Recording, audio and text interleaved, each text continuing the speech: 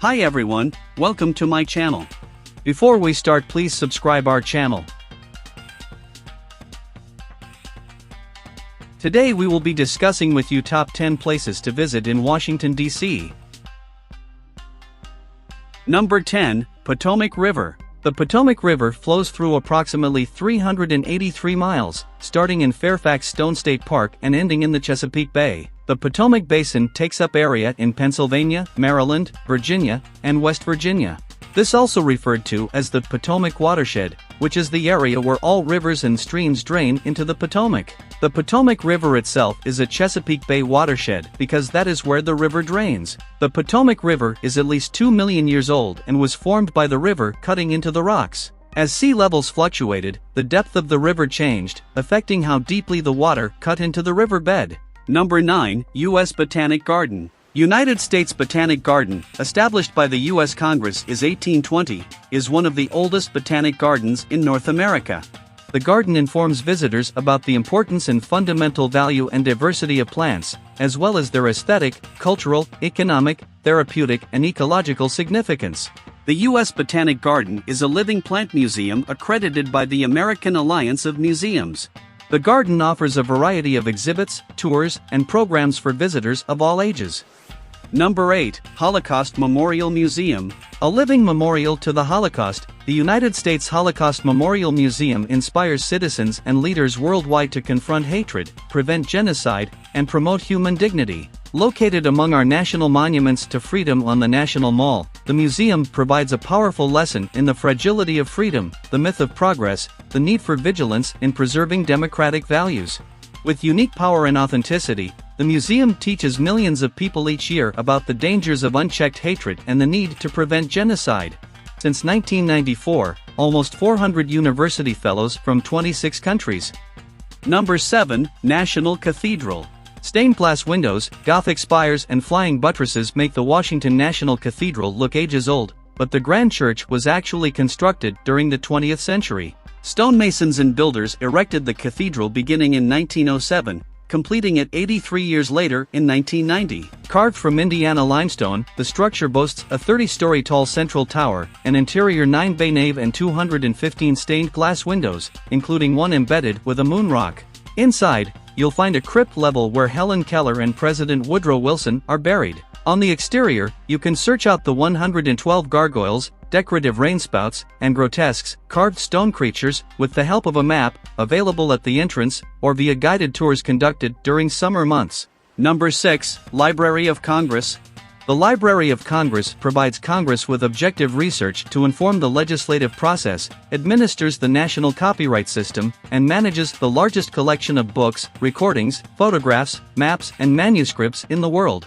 The library adds thousands of new items every working day, and receives 15,000 items every working day. But those numbered don't just include books, nor is everything in English, as about half of its serial and book collections are in foreign languages. The library keeps audio materials, manuscripts, maps, microforms, sheet music, and photographs, to name a few. Number 5, Washington Monument. The geometric layout of Washington, D.C. streets and green spaces, originally designed by Pierre L'Enfant, reserved a prominent space for a monument to George Washington at the intersection of lines radiating south from the White House and west of the Capitol. Despite difficulties raising funds, construction began on the Washington Monument in 1848. The Washington Monument was dedicated on a chilly February 21, 1885, one day before George Washington's birthday, which fell on a Sunday that year.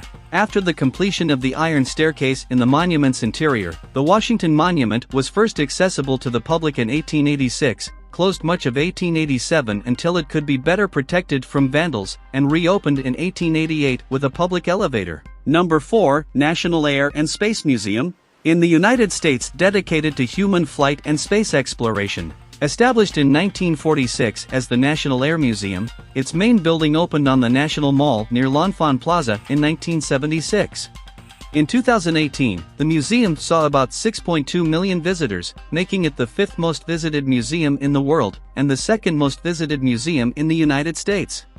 Almost all of its spacecraft and aircraft on display are original primary or backup craft, after the establishment of the museum, there was no one building that could hold all the items to be displayed, many obtained from the United States Army and United States Navy collections of domestic and captured aircraft from World War I. Some pieces were on display in the Arts and Industries Building, some were stored in the Aircraft Building, also known as the Tin Shed, a large temporary metal shed in the Smithsonian Castle's South Yard. Number 3, Lincoln Memorial. The Grand Lincoln Memorial towers over the reflecting pool, anchoring the western end of the National Mall. The best way to approach the memorial is from the east, by the Washington Monument and the National World War II Memorial. This will put you at the edge of the reflecting pool, a shimmering expanse which best illuminates the grand structures honoring our most storied leaders. When you stand directly in front, gaze at the handsome marble columns surrounded by greenery, part of a design inspired by ancient Greek temples. There are 36 columns, each one representing one state in the U.S. The memorial itself is 190 feet long and 119 feet wide, and reaches a height of almost 100 feet. Number 2, White House. Visitors will see multiple rooms in the East Wing and residence, including the State Dining Room, East Room, Blue Room, Red Room, Green Room, and the Family Theater. The main entrance is located on the north facade under a porte cochere with Ionic columns. The ground floor is hidden by a raised carriage ramp and parapet. It is located at 1600 Pennsylvania Avenue Northwest in Washington, D.C., and has been the residence of every U.S. president since John Adams in 1800 when the national capital was moved from Philadelphia to Washington, D.C. The term White House is often used as metonymy for the president and his advisors. The design of the upper floors also includes elements based on Dublin's Leinster House, which later became the seat of the Irish Parliament, Oireachtas. The upper windows with alternate triangular and segmented pediments are inspired by the Irish building. Number 1, Capitol Hill. Capitol Hill is one of the city's most popular places to live, with 19th-century rowhouses and a market plus a vibrant nightlife and dining scene. Politicos, young staffers and tourists alike head to the neighborhood both for its government buildings like the U.S. Capitol and the Supreme Court and the surrounding historic, walkable, restaurant-filled block. Capitol Hill is the largest historic residential neighborhood in Washington, D.C., stretching easterly in front of the United States Capitol along wide avenues.